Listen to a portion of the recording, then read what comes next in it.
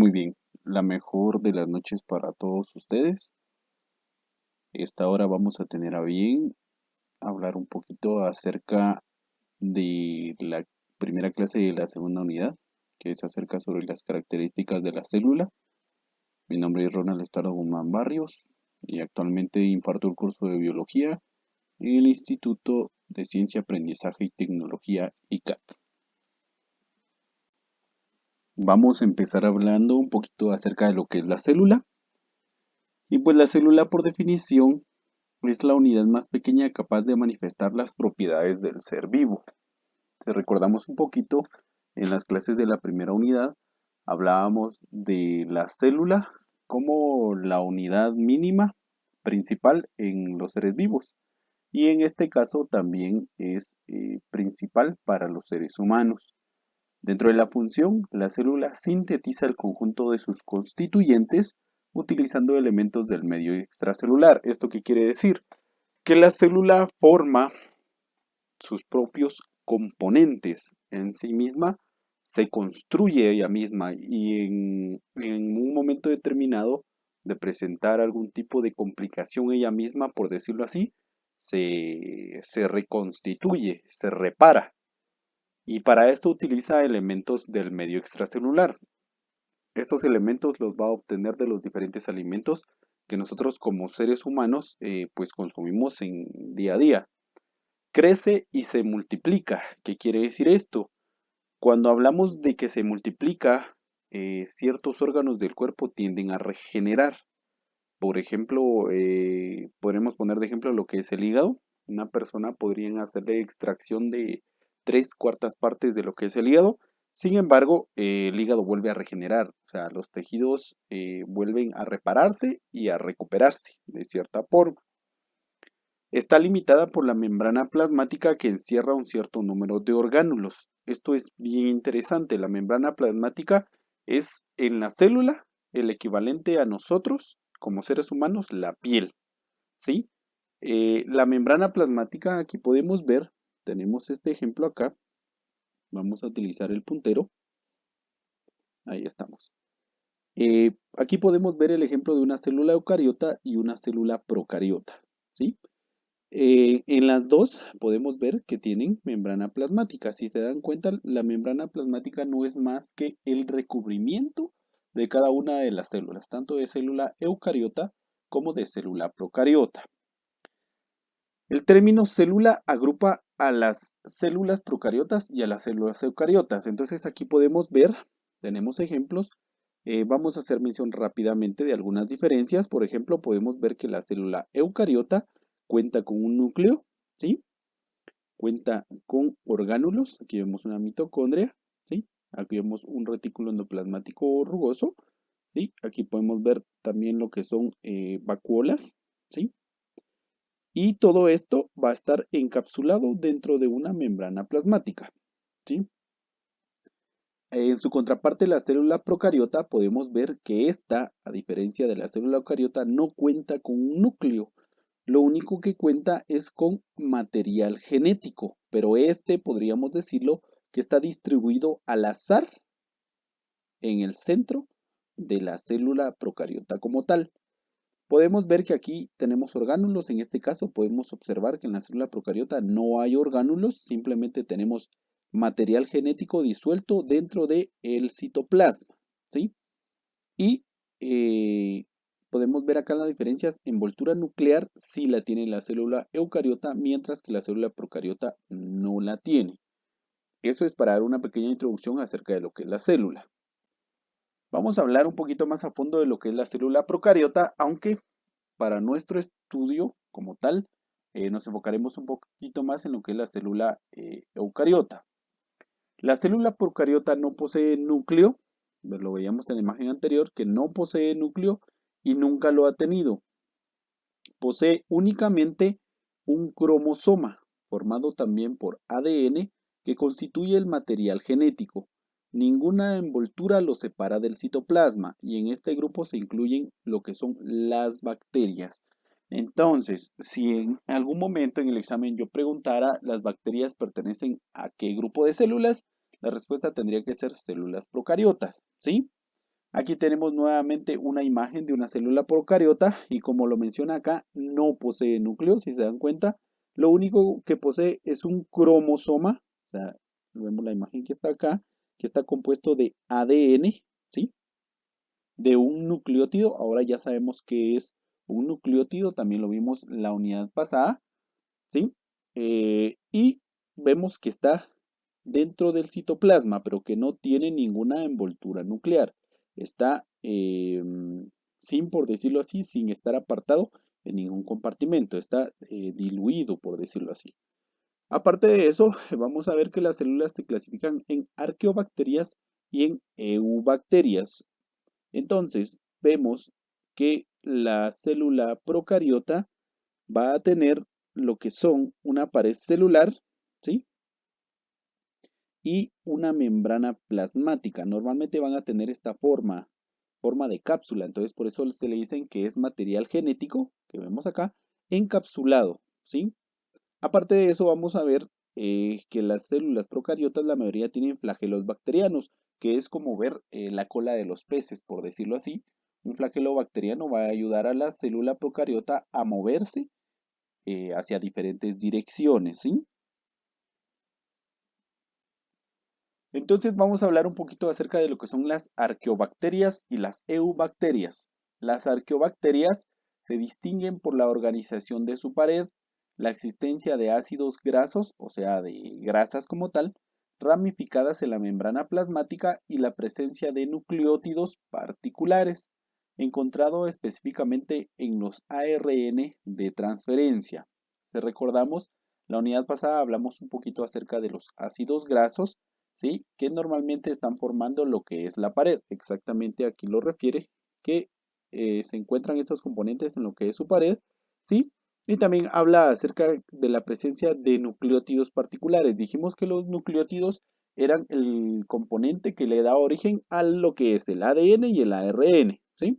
Y en este caso hablamos de ARN de transferencia en el caso de las arqueobacterias.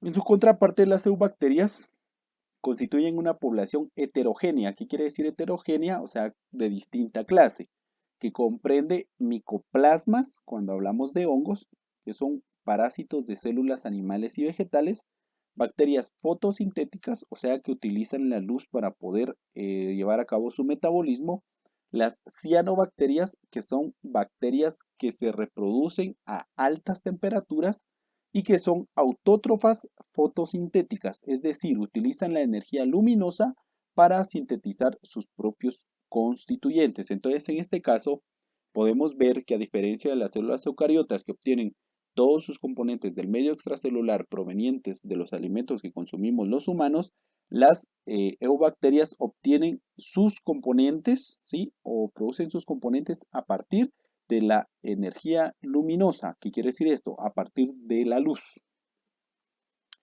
Y ahora vamos a hablar un poquito acerca de lo que son las células eucariotas. La célula eucariota contiene un núcleo. Podemos ver aquí la imagen. Muchos de los trabajos que hicimos fueron dibujar tanto lo que es una célula eucariota como una célula animal y vegetal. En este caso acá tenemos el ejemplo de una célula animal, ¿sí? Podemos ver que tiene un núcleo, a diferencia de la célula procariota que vimos anteriormente, que el ARN estaba diseminado en todo el citoplasma. Entonces, vemos que ya contiene un núcleo, la célula eucariota, y de hecho de eso se deriva el nombre. Eucariota, el vocablo eu significa verdadero y cariota núcleo, o sea, que tiene un núcleo verdadero. Bueno, es un orgánulo, o sea, el núcleo es un orgánulo limitado por una envoltura, ¿sí? Tiene una envoltura nuclear que encierra el material genético en forma de ácido desoxirribonucleico, o sea, ADN, molécula fundamental para la formación de los cromosomas. Dijimos que los cromosomas eran los componentes del ADN y el ARN que guardaban la herencia genética.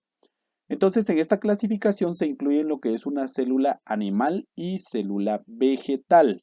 Por eso fue que les pedí en las tareas anteriores que pudiéramos hacer dibujos de una célula animal, de una célula vegetal. ¿Está bien?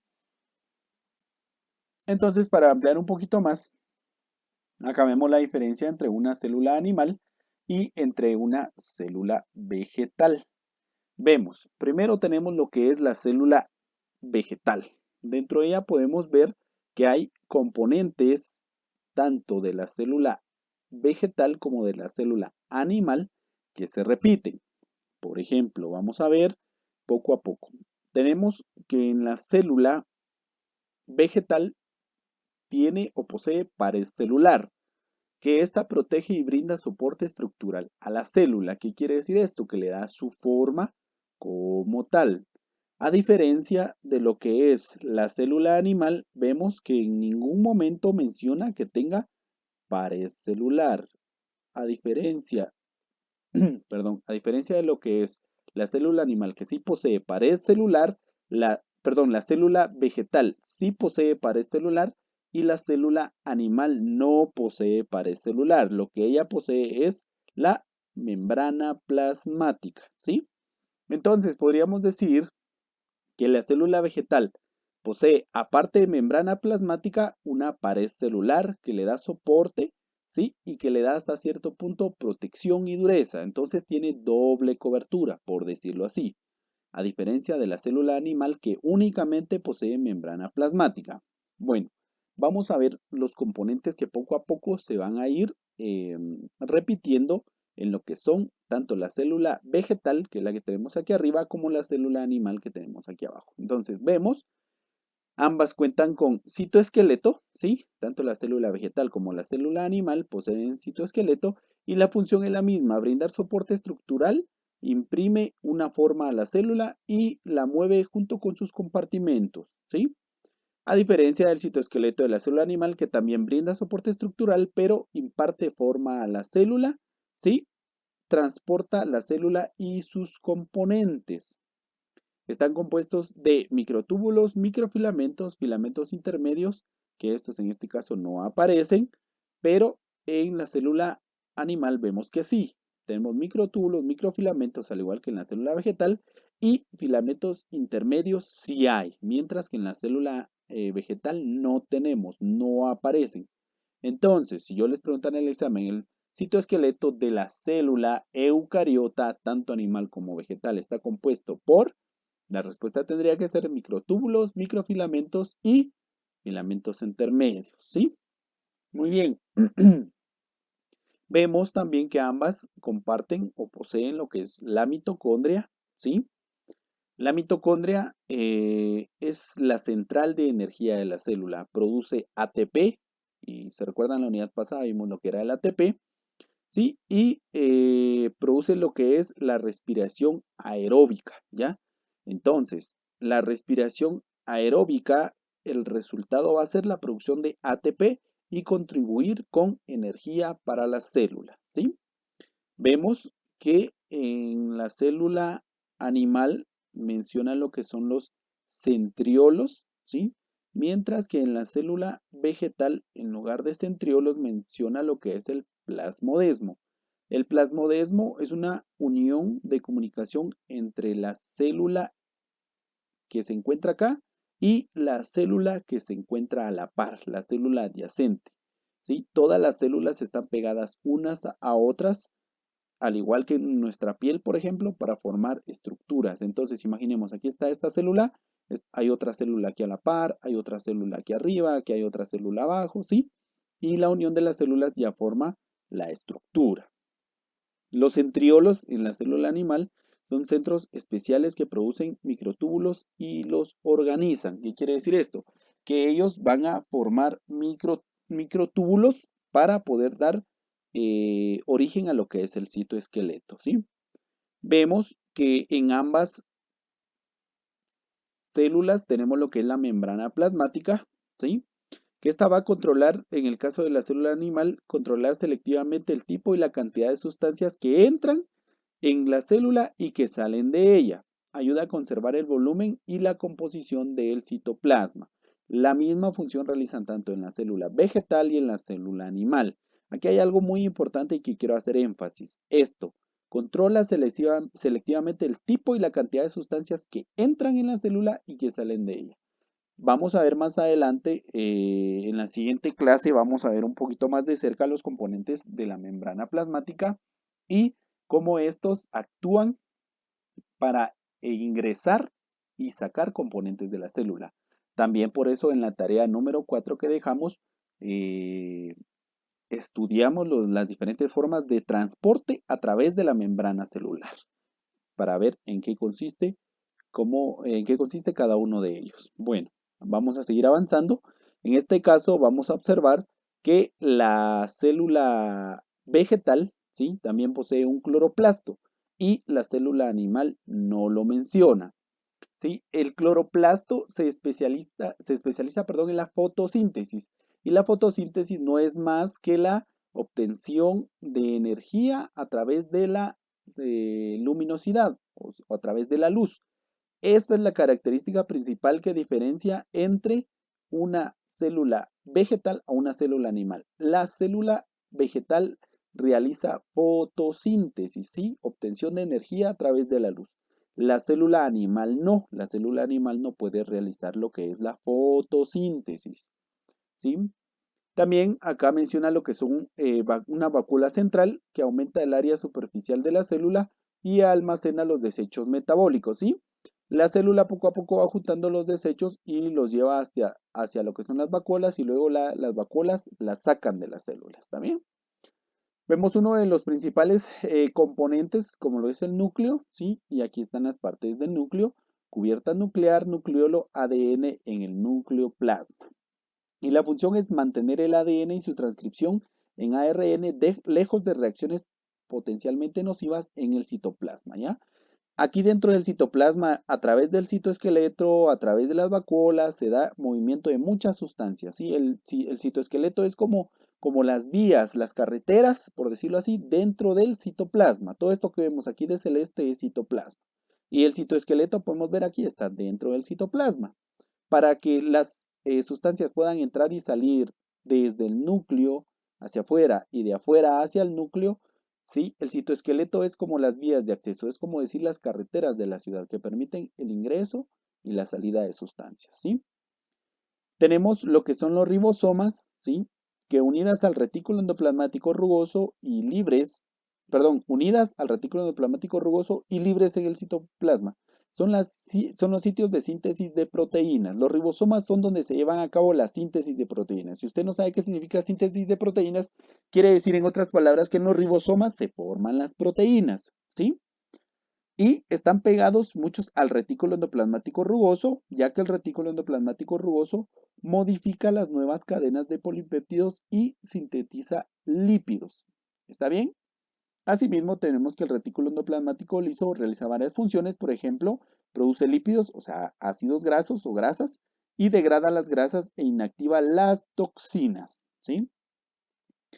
Hay que tener mucho cuidado a la hora de estudiar lo que es el retículo endoplasmático rugoso y el liso para no confundirlos. Tenemos también lo que es el complejo de Golgi, que en él se modifican, ordenan y envían proteínas y lípidos para exportarlos o introducirlos en la membrana celular. Okay. Entonces nosotros tenemos que ver que para que un componente ingrese desde fuera a la célula tienen que pasar varios registros, por decirlo así. Primero la membrana plasmática. De la membrana plasmática llegan componentes a lo que es el núcleo. El núcleo, ¿sí? Va a dar formación a lo que es el ADN y el ARN, y ya formado el ADN y el ARN va a salir hacia lo que es el retículo endoplasmático rugoso y los ribosomas para formación de proteínas. Y también va a salir componentes para lo que es el retículo endoplasmático liso para también formación, pero de ácidos grasos. Entonces, el mecanismo es el siguiente. Aquí se forma lo que es el material ADN y el ARN. Este sale hacia los diferentes retículos rugoso y liso, ¿sí? Para formación de proteínas y de ácidos grasos.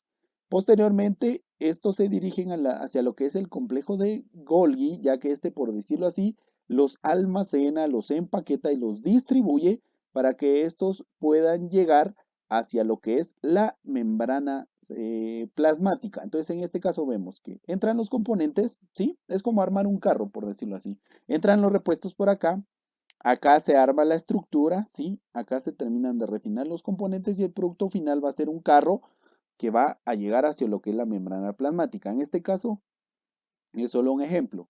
Pero ¿qué es lo que se va a formar acá? Proteínas y lípidos para poder mantener lo que es la membrana plasmática, ya que la membrana plasmática está compuesta por proteínas y por ácidos grasos o grasas, ¿sí?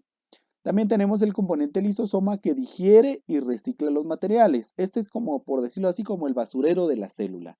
En él van a ir a parar todo lo que son los desechos de la célula, ¿sí? Antes de ser exportados hacia afuera por lo que son las vacuolas. Entonces aquí va a haber una clasificación del, por decirlo así, se va a reciclar lo que sirve y lo que ya no, pues nada más se va a desechar, ¿sí? Y se va a transportar a través de una vacuola y la misma célula lo va a secretar, lo va a excretar o lo va a sacar hacia lo que es el medio externo. Aquí también en la célula vegetal, también vemos lo que son las vesículas, que son semejantes al lisosoma que digiere y recicla materiales. Entonces, mientras en la célula animal va a haber lo que es un lisosoma, en la célula vegetal va a ser una vesícula semejante al lisosoma. Entonces, esto es un pequeño resumen de lo que vamos a ver de lo que es la célula, ¿sí? Eh, vegetal y animal, que agrupa los dos componentes de las células eucariotas. En las clases posteriores vamos a ir hablando de cada uno de estos componentes para saber exactamente cómo funcionan. Pero el fin es ese, ver cómo es que las sustancias entran desde el medio externo, se transportan hacia el núcleo, del núcleo forman proteínas, ácidos grasos, lípidos, llegan hacia el complejo de Golgi y el complejo de Golgi los distribuye para mantener la misma estructura de la célula, para que la célula pueda seguir funcionando, pueda seguir viviendo, ella misma se da su mantenimiento. Entonces, ya mencionamos que la célula eucariota está compuesta de varios orgánulos, ¿sí? El ADN está separado del citoplasma por una envoltura que delimita el núcleo o que para el núcleo, ¿sí? Y las células eucariotas poseen, además del núcleo, varios orgánulos, ¿sí? Como los mencionábamos anteriormente y que vimos en la imagen anterior y que vamos a mencionar en las clases siguientes. Tenemos, por ejemplo, el retículo endoplasmático, el aparato de Golgi, las mitocondrias, los cloroplastos en el caso de las células vegetales, endosomas, lisosomas y peroxisomas, el citoesqueleto y lo que es el centrosoma. Aquí podemos ver en esta imagen algunos de los componentes que tenemos. Esta es una célula como tal y aquí está, por ejemplo, mencionando que podemos encontrar en ella una envoltura nuclear, ¿sí? Este es el núcleo y aquí está la envoltura nuclear. ¿Sí? El nucleolo, que es el centro del núcleo. ¿Sí? Una vacuola lipídica, que es la que se va a encargar de secretar o sacar las sustancias que ya no sirven de la célula. Una mitocondria, que es la que va a formar lo que es la energía para la célula. ¿Sí? Tenemos lisosomas, que es donde se va a reciclar y va a desechar lo que ya no sirva de la célula. Tenemos el retículo endoplasmático, dijimos que estaba el rugoso y estaba el liso, ¿sí? Donde se van a formar proteínas en los ribosomas y también se van a formar lo que son los ácidos grasos. Y aquí tenemos lo que es el centrosoma, que está compuesto, podemos ver, por microtúbulos, ¿sí? Que son, como dijimos anteriormente, que son las vías de transporte a través de las cuales se dirigen las sustancias de un lugar a otro. Tenemos vacuolas de secreción, ya hablábamos aquí de vacuola lipídica, vacuolas de secreción que son parecidas. Y también tenemos el aparato de Golgi, y como vamos a ver aquí es donde se empaquetan los diferentes componentes de distribución para poder mantener lo que es la membrana plasmática. ¿Qué pasaría si, por ejemplo, en alguno de estos componentes se produjera algún error? Quiere decir que la membrana plasmática sufriría lo que es una ruptura. Y al haber una ruptura, esta estructura que rodea la célula no se podría mantener y la célula como tal se rompería. Vamos a poner de ejemplo un globo. La membrana plasmática es un globo lleno de agua. Lo que está dentro del globo es agua. Eso valdría o vendría a ser similar a lo que es el citoplasma, ¿sí? Y el globo como tal, que contendría esa agua, sería similar o sería ejemplificar a lo que es la membrana. Pero ¿qué pasaría si ese globo se le abre un agujerito? ¿Sí? Se saldría toda el agua del globo. Lo mismo pasaría con esto. ¿Qué pasaría si a la membrana plasmática se le abriera un agujerito? por algún error en la formación de proteínas, por ejemplo, o en la formación de lípidos. Todo el contenido de la célula sale y esa célula muere. Es de esa forma como funcionan lo que son las células animales y las células vegetales para la primera clase de lo que es introducción a la célula. Muchas gracias.